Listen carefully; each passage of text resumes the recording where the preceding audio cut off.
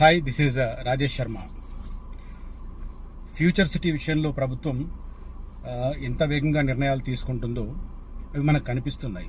Same time కొన్ని ఇష్యూస్లో కొంత drag చేయడం అనేది కొంతమందిలో ఆందోళన కలిగిస్తుంది.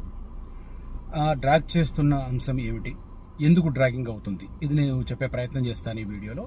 సేమ్ టైం లేటెస్ట్గా ఫ్యూచర్ సిటీకి సంబంధించి ప్రభుత్వం ఒక కీలకమైన అపాయింట్మెంట్ చేసింది. ఆ అపాయింట్మెంట్ ఏమిటనేది కూడా నేను ఈ వీడియోలో ఎక్స్ప్లెయిన్ చేస్తాను. So as usual, coming to the main points, I'm here to explain few things. ఒకటి, ఫ్యూచర్ సిటీకి సంబంధించిన మాస్టర్ ప్లాన్ చూడండి. ఏ సెక్టర్ ఎక్కడెక్కడ వస్తుంది, ఏ సెక్టర్లో ఎంత ఎంప్లాయ్మెంట్ వస్తుంది, వాటికి సంబంధించిన ఏమైనా ప్రూఫ్స్ ఉన్నాయా, అంటే పేపర్ కటింగ్స్ కానీ ఎంఓయూస్ కానీ ఇలాంటివి స్టడీ చేసి విలేజ్లను సరిగ్గా గమనించి ఇన్వెస్ట్మెంట్ చేయండి. Future city first phase, second ఫేజ్కు ఆల్మోస్ట్ 10 కిలోమీటర్స్ రేడియస్లో ఎక్కడైనా కూడా బాగానే ఉంటుంది. కానీ రోడ్స్, మెయిన్ రోడ్స్ ఎక్కడ వస్తున్నాయి అనేది కూడా కొంత ఇంపార్టెంట్ రోల్ ప్లే చేస్తుంది. దగ్గరుంది కాబట్టి రోడ్లు ఉన్నాయా లేవా అనేది చూసుకోవాల్సిన అవసరం కూడా మనకు ఉంటుంది, ఎందుకంటే మనం ఇన్వెస్ట్ చేస్తున్నాం కాబట్టి future city first and second ఫేజ్లో కలిపి 30,000 ఎకరాలు, ఏ సెక్టర్ ఎక్కడ అనేది కొంత క్లారిటీతో కూడుకున్న సమాచారం నా దగ్గర ఉంది. ఇంట్రెస్ట్ ఉన్న వాళ్ళు నన్ను కలిస్తే చూపిస్తాను. చాలామంది చాలా సింపుల్గా షేర్ చేయండి అని మెసేజ్లు పంపిస్తూ ఉంటారు. అది అంటే సింపుల్గా ఒక మెసేజ్ పంపి షేర్ చేయండి అంటే మీలో సీరియస్నెస్ లేదు అనేది చాలా స్పష్టంగా అర్థమవుతుంది. ఈ మాట చెప్తే కొద్దిగా ఇబ్బందే, కానీ చెప్పక తప్పడం లేదు. నేను కొద్దిగా ముక్కుసూటిగా మాట్లాడతాను. చాలామంది ఇన్ఫర్మేషన్ తీసుకునేదాకా టకటక మెసేజ్ పెడతారు. ఇన్ఫర్మేషన్ తీసుకున్న తర్వాత కనీసం ఒక రిప్లై ఓకే అని పెట్టడానికి కూడా ఒప్పుకుంటారు. ఇది నథింగ్ బట్ అవతల వారిని ఇన్సల్ట్ చేయడం. ఇది చాలా పెయిన్ఫుల్గా చెప్తున్నాను. కొంతమంది దాన్ని అర్థం చేసుకోవాలి. సరే, మీకు ఇన్ఫర్మేషన్ కావాలి, ఇస్తున్నాం. ఇచ్చినప్పుడు ఓకే, దానికి అనుగుణంగా నిర్ణయాలు తీసుకుంటారా, తీసుకోరా, పట్టించుకోరా, అవసరమా లేదా, leave it. But at least okay, పలానా టైం కల్లా అప్డేట్ చేస్తాను, ఆ పలానా టైం కల్లా ఎస్ ఆర్ నో. ఇది చాలా స్ట్రైట్ ఫార్వర్డ్నెస్గా ఉంటుంది. ఇది కొరవడడం అనేది కొద్దిగా ఇబ్బందికరంగా కనిపిస్తుంది. సో అది ఎవరికి చెప్తున్నానో వాళ్ళకి అర్థం కావాలని చెప్తున్నాను. ఇలా చెప్పడం కూడా కరెక్ట్ కూడా కాదు యాక్చువల్గా. ఎందుకంటే అలా చేసిన వాళ్ళు కాకుండా చేయని వాళ్ళు కూడా ఈ వీడియో చూస్తుంటారు. వాళ్ళకు కూడా ఏంది శర్మ ఇలా అంటున్నాడు అని అనిపిస్తుండొచ్చు. కానీ నేను కొద్దిగా ఇంటెన్షనల్గానే చెప్తున్నాను. కాబట్టి అసలైన ప్లేసెస్ ఎంపిక చేసుకోండి, రైట్ ప్లేస్లో ఇన్వెస్ట్ చేయండి, ఖచ్చితంగా లాభపడతారు. నేను ఇచ్చే ఒకే ఒక అస్యూరెన్స్ ఏంటంటే, నేను సజెస్ట్ చేసే వాటికి సంబంధించి మీకు అత్యంత ఇంపార్టెంట్ పాయింట్ స్ట్రాటజికల్ లొకేషన్, వ్యూహాత్మకమైన ప్రాంతంలో ఒక పర్టికులర్ వెంచర్ ఉంది అని చెప్పడానికి నేను ఒక మినిమం 5 to 10 పాయింట్స్ చెప్తాను. మీరు దాన్ని అర్థం చేసుకోగలుగుతారు. తర్వాత లీగాలిటీ పరంగా అటు అప్రూవల్స్ కావచ్చు, ఇటు లింక్ డాక్యుమెంట్స్ పరవచ్చు, ఈ రెండు పర్ఫెక్ట్గా ఉంటాయి. తర్వాత ప్రైసింగ్ కూడా నా దగ్గర వెరీ రీజనబుల్ ప్రైసింగ్ ఉంటుంది. సో ఈ 3 చాలా కీలకమైన అంశాలు ఇన్వెస్టర్ యాంగిల్లో. కాబట్టి నేను అవే చెప్తాను. ఒక్కటి మాత్రం రతన్ టాటా రోడ్డు దగ్గర ఉన్న ఒక అప్కమింగ్ వెంచర్, ఎందుకంటే అది నాకు బాగా సన్నిహితుడైన వ్యక్తికి సంబంధించిన వెంచర్. ఆ మనిషి ఏంటో నాకు బాగా అర్థమైంది కాబట్టి జెన్యూన్ అని అనిపించి నేను అది ఒక్కటి చెప్తున్నాను. 3 to 4 monthsలో దానికి అప్రూవల్స్ వస్తాయి. ఎవరైతే ప్రీ లాంచ్ ఆఫర్ మీద ఐడియా, అవగాహన ఉన్న వాళ్ళు మాత్రమే కన్సిడర్ చేయండి. ఎందుకంటే అందరినీ రమ్మని చెప్పి నేను కూడా ఎంకరేజ్ చేయను. జనరల్గా అయితే అన్ని అప్రూవల్స్ ఉన్నవే సజెస్ట్ చేస్తాను. బట్ అది ఒక్కటి చాలా స్ట్రాటజికల్ లొకేషన్లో ఉంది. రతన్ టాటా రోడ్డుకు చాలా దగ్గరలో, శ్రీశైలం రోడ్డు కూడా పెద్ద దూరం కాదు, 4 kilometers. చాలా చాలా కన్వీనియంట్ ప్లేస్లో ఉంది. సేమ్ టైం ఆ వెంచర్ను డెవలప్ చేస్తున్న పర్సన్ కూడా చాలా జెన్యూన్. కాబట్టి మళ్ళీ ఎంత జెన్యూన్ అయినా ఏమైనా కూడా మీకు పర్ఫెక్ట్ అగ్రిమెంట్ ఉంటేనే మీరు ఇన్వెస్ట్ చేయండి. ఇది ప్రీ లాంచ్ ఇన్వెస్ట్మెంట్ ఐడియా ఉన్న వాళ్ళకు మాత్రమే చెప్తున్నాను. Okay, right. ఇక coming back to the subject, KCR టైంలో 2022లో అనుకుంటా ఈ ఫస్ట్ ఫేజ్ భూసేకరణ జరిగిన ప్రాంతానికి సంబంధించి ఎక్స్క్లూజివ్గా ఒక పోలీస్ స్టేషన్ పెట్టారు. అది నక్కర్త మేడిపల్లిలో పెట్టారు. దాని పేరు గ్రీన్ ఫార్మాసిటీ పోలీస్ స్టేషన్ అని పెట్టారు. అది రాచకొండ పోలీస్ కమిషనరేట్ పరిధిలో ఉండేది. ఆ గ్రామాలు కూడా మొత్తం ఫస్ట్ ఫేజ్లో ఎక్కడెక్కడ భూసేకరణ జరిగిందో వాటికి దగ్గరలో ఉన్న ఏరియాస్ పెట్టారు. అంటే నక్కర్త మేడిపల్లి, నానక్ నగర్, తర్వాత తాడిపర్తి, కుర్మిద్ద, ఈ ఏరియాలను కలిపి అది పెట్టారనమాట. తర్వాత కొంతమంది ఏమనుకుంటారంటే గవర్నమెంట్ మారింది, ఈయన మార్చేశారు అనుకుంటే, రేవంత్ రెడ్డి గారు దాన్ని ఏ లెవెల్కి అప్గ్రేడ్ చేశారంటే నెక్స్ట్ లెవెల్ కాదు, ఒక 10 లెవెల్ల పైకి తీసుకెళ్లారు. ఒక్క చిన్న పోలీస్ స్టేషన్ ఉన్న గ్రీన్ ఫార్మాసిటీ ఏరియాను డైరెక్ట్గా ఫ్యూచర్ సిటీ పోలీస్ కమిషనరేట్గా మార్చారు. అది మార్చి కూడా ఆల్మోస్ట్ 6 నెలలు దాటిపోయింది. దానికి ఫస్ట్ కమిషనర్గా సీనియర్ ఐపీఎస్ అధికారి సుధీర్ బాబు గారిని నియమించారు. ఆయన ఏప్రిల్ 30వ తేదీన పదవి విరమణ చేయబోతున్నారు, రిటైర్ కాబోతున్నారు. ఈ నేపథ్యంలోనే మరొక dynamic IPS officer Tarun Joshi గారిని దానికి ఫ్యూచర్ సిటీ పోలీస్ కమిషనరేట్గా ఆయన పోలీస్ కమిషనర్గా అపాయింట్ చేశారు. దానికి సంబంధించిన సమాచారం ఇవాళ మనకు ప్రస్ఫుటంగా కనిపిస్తుంది. సో అంటే ఎలాంటి డిలేస్ లేకుండా, ఫ్యూచర్ సిటీ విషయంలో ఎలాంటి లాగ్స్ లేకుండా గవర్నమెంట్ ముందుకెళ్తుంది అనడానికి ఇది ఒక ఉదాహరణ. 30వ తేదీన ఆయన రిటైర్ కాబోతున్నారు, బట్ వారం రోజుల ముందుగానే అపాయింట్మెంట్ అయిపోయింది. ఫ్యూచర్ సిటీ పోలీస్ కమిషనర్గా డాక్టర్ తరుణ్ జోషి నియమితులయ్యారు. 2004 ఐపీఎస్ బ్యాచ్కు చెందిన ఆయన ప్రస్తుతం ఏసీబీ డైరెక్టర్గా పనిచేస్తున్నారు, అవినీతి నిరోధక శాఖ డైరెక్టర్గా పనిచేస్తున్నారు. ఇక్కడ కమిషనర్గా పనిచేసిన సుధీర్ బాబు ఈ నెలాఖరుతో ఉద్యోగ విరమణ చేసిన నేపథ్యంలో ఆయన స్థానంలో తరుణ్ జోషిని నియమిస్తూ ప్రభుత్వం ఉత్తర్వులు జారీ చేసింది. ప్రభుత్వ ప్రధాన కార్యదర్శి రామకృష్ణరావు గారు ఉత్తర్వులు జారీ చేశారు.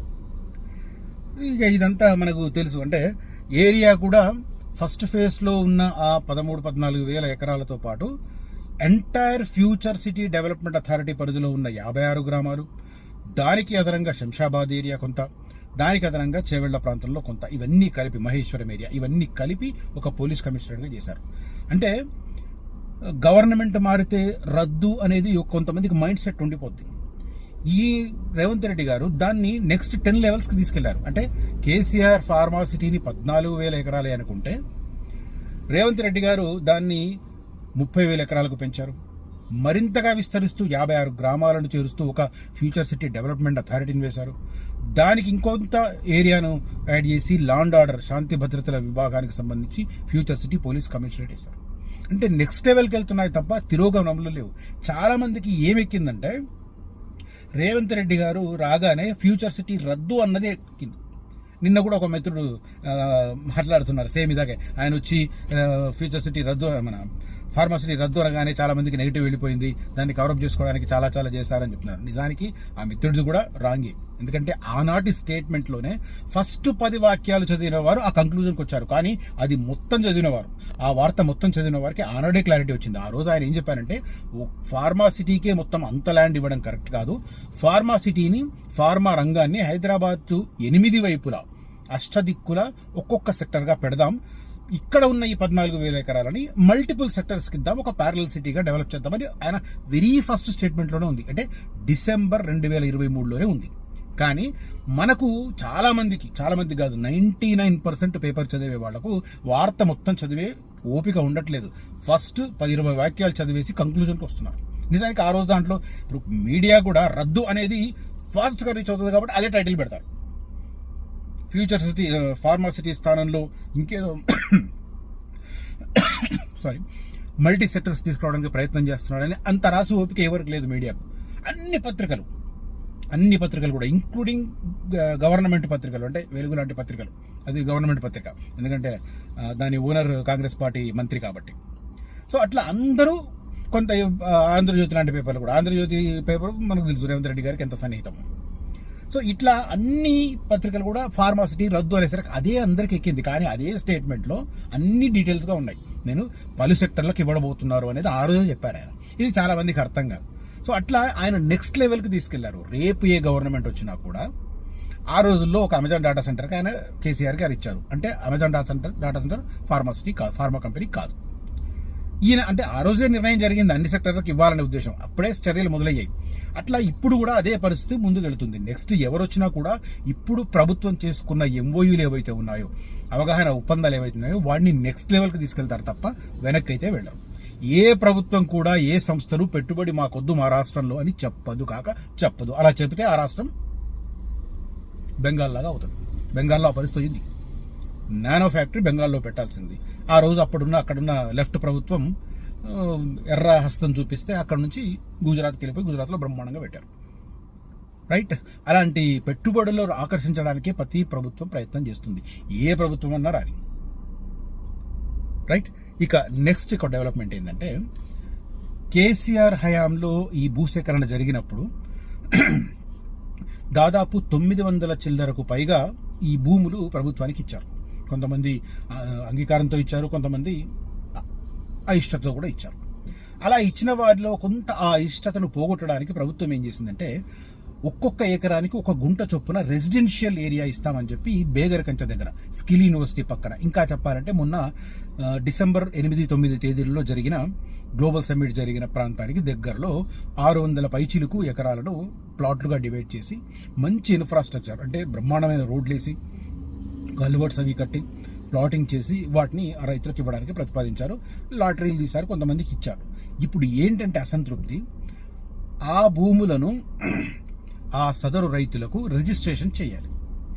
ఈ రిజిస్ట్రేషన్కు సంబంధించి కొంత డ్రా తీసేట రోజే ఆర్డీఓ, లోకల్ ఆర్డీఓ వీళ్ళందరికీ రిజిస్ట్రేషన్ చేస్తాం, అది వెంటనే మీరు అమ్ముకోవడానికి కూడా స్కోప్ ఉంటుంది అన్న ఒక ఇండికేషన్ ఇవ్వడం వల్ల అక్కడ బేరసారాలు విపరీతంగా జరిగాయి. స్టార్టింగ్లో నాకు తెలిసి 2025 మార్చ్ అంటే ఎగ్జాక్ట్ 1 year బ్యాక్ అక్కడ ఒక గుంట అంటే 2121 గజాలున్న ఒక ప్లాట్ని 5 లక్షలకు 6 లక్షలకు అమ్ముకున్నారు. కానీ ఆ తర్వాత డెవలప్మెంట్స్ చూసి ఒక టైంకి వచ్చేసరికి 22 వేలకు గజం పలికింది. అంటే just in the span of 8 months, 6 to 8 months 5 లక్షలకు 121 గజాల ప్లాట్ అమ్ముకున్న వాళ్ళు 20 వేలకు గజం చొప్పున వచ్చారు. అంటే దాదాపు 25 లక్షలు, దాదాపు 5 రెట్లు పెరిగింది ఆ ప్రైస్.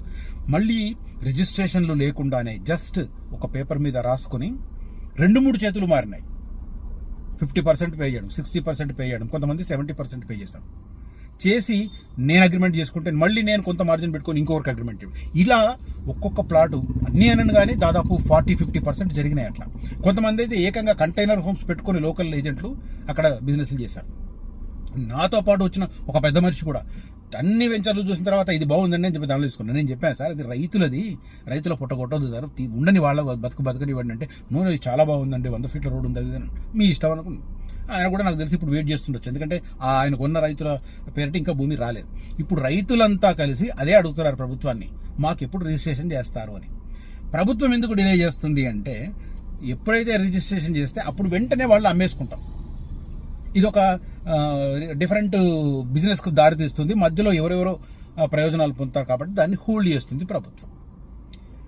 అయితే ఇంతకు ముందు పట్టాలు ఎక్కడ ఇచ్చినా కూడా వాటిని కనీసం 7 ఏళ్ల పాటు అమ్ముకోకుండా ఒక క్లాజ్ ఉండేది. ఇప్పుడు దీన్ని ఆయన ఆర్డీఓ గారు మీరు ఇమీడియట్గా అమ్ముకోవచ్చు అని ఒక పాయింట్ పెట్టారు. కొన్ని రిజిస్ట్రేషన్లు కూడా అయినట్టున్నాయి, కొంతమందికి ఇచ్చినట్టున్నారు ఆ రకంగా. అది చూపించి ఆ పేపర్స్ చూపించి కూడా చాలా మంది మల్టిపుల్ బిజినెస్లు చేశారు. ఇప్పుడు ప్రభుత్వం దానికి సంబంధించి డైలమాలో పడింది. ఏంటి అంటే అది రైతుకే చెందే రకంగా ఉండాలి అని. ఇప్పుడు దాంట్లో మల్టిపుల్ బేరసారాలు చేసిన వాళ్ళ పరిస్థితి ఏంటి, ఆ ఏజెంట్ల పరిస్థితి ఏంటి, ఆ కొనుక్కున్న వాళ్ళ పరిస్థితి ఏంటి? ఇప్పుడు ఇది పెద్ద ఒక $1 million ప్రశ్న. అఫ్కోర్స్ చాలా మంది లాబింగ్ చేస్తున్నారు, రేవంత్ రెడ్డి గారిని కన్విన్స్ చేసి వాళ్లకు రిజిస్ట్రేషన్ చేసేస్తే వాళ్ళు అమ్ముకునే రకంగా ఇమ్మని చెప్పి దానికి సంబంధించిన డ్రాఫ్ట్లు అవి కూడా చాలా మంది ఇస్తున్నట్టున్నారు. సో మొత్తం మీద అదైతే జరుగుతున్నది. కానీ ఏ తర్వాత ఏంటి, అది అనుకున్న వాళ్ళ చేతులకు లేకపోవడం అనేది కొద్దిగా ఇబ్బందే కదా. ఫార్మాసిటీ భూ నిర్వసితులకు ఇళ్ల స్థలాల రిజిస్ట్రేషన్ పత్రాల అందజేతలో అంతులేని జాప్యం చోటు చేసుకుంటుంది. ఫార్మాసిటీలో భూములు కోల్పోయే రైతులకు ఊరట కలిగించేందుకు గత ప్రభుత్వం ఇట్లా నిర్ణయించింది. ఒక ఎకరాకు 121 గజాల చొప్పున ఇవ్వాలని చెప్పి ప్రతిపాదించారు. మీరు మన ఇది బేగర్ కంచె దగ్గర 640 ఎకరాలలో లబ్ధిదారులకు లేఅవుట్ డెవలప్ చేశారు. ఇవన్నీ బ్రహ్మాండంగా జరిగినాయి. కానీ దాంట్లో కొంత ఇబ్బందికరమైన పరిస్థితులు, 976 మంది లబ్ధిదారులు ఉన్నారు, రిజిస్ట్రేషన్స్ అందజేయాల్సిన ఉన్నాయి, ఇవన్నీ జరుగుతున్నాయి. అయితే దీంట్లో కొంతమందికి అన్యాయం జరిగిందని ప్రస్తుతం ఎమ్మెల్యే మల్లారెడ్డి రంగారెడ్డి గారు అంటున్నారట. కాబట్టి ఇవన్నీ ఆలోచించి చేస్తున్నారు. సో ఏ తర్వాత ప్రభుత్వం అయితే వాటిని ఇమ్మీడియట్గా అమ్ముకునే పరిస్థితి లేకుండానే రిజిస్ట్రేషన్స్ చేస్తుంది అనేది ఒక లేటెస్ట్గా అందుతున్న సమాచారం అయితే తెలుస్తున్నది. ఓవరాల్గా ఇది పరిస్థితి. సో ఫ్యూచర్ సిటీకి సంబంధించిన డెవలప్మెంట్స్ చెప్పాలనే ఉద్దేశంతో నేను ఈ వీడియో చేశాను. ఈ కంటెంట్ కనుక మీకు నచ్చితే ఈ వీడియోను లైక్ చేయండి, షేర్ చేయండి. అదే రకంగా original future city first phase, second ఫేజ్కి దగ్గరలో ఇన్వెస్ట్ చేయాలనుకున్నవారు, రతన్ టాటా రోడ్డుకు దగ్గరలో ఇన్వెస్ట్ చేయాలనుకున్నవారు కనిపిస్తున్న నెంబర్లో నన్ను కాంటాక్ట్ చేయవచ్చు. Thank you for watching this video. Signing off Rajesh Sharma. జై హింద్.